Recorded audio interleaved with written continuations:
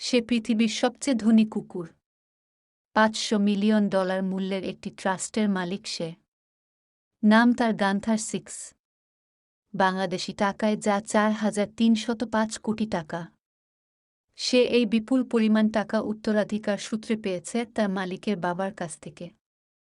সম্প্রতি এই কুকুরের সম্পদের মধ্য থেকে একটি বাংলো বিক্রি করতে গিয়ে সে খবর এসেছে নতুন করে। এই বাংলোটির আগের মালিক ছিলেন জনপ্রিয় মার্কিন সঙ্গীতশিল্পী ম্যাডোনা। তিনি 2000 সালে গান্থার্স ট্রাস্টের কাছে বাংলোটি বিক্রি করেছিলেন $7.5 মিলিয়ন। বিস্কাইন উপসাগরের তীরে বাংলোটি নির্মাণ করা হয় 1928 সালে।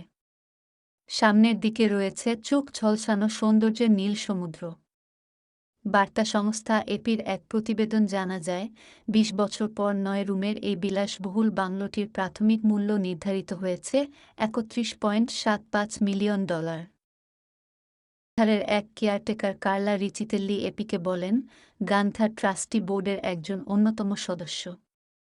এই ট্রাস্টের কোনো সম্পত্তি কখন বিক্রি করা হবে, কখন কি কেনা হবে এ ব্যাপারে ট্রাস্টি বোর্ডের সবার মতামত সমান গুরুত্বপূর্ণ। এরকম আরও চাঞ্চল্যকর তথ্য নিয়ে আগামীতে আমরা আপনাদের সামনে হাজির হব। ততক্ষণে দূরবীক্ষণ নিউজের সঙ্গে থাকুন। ধন্যবাদ।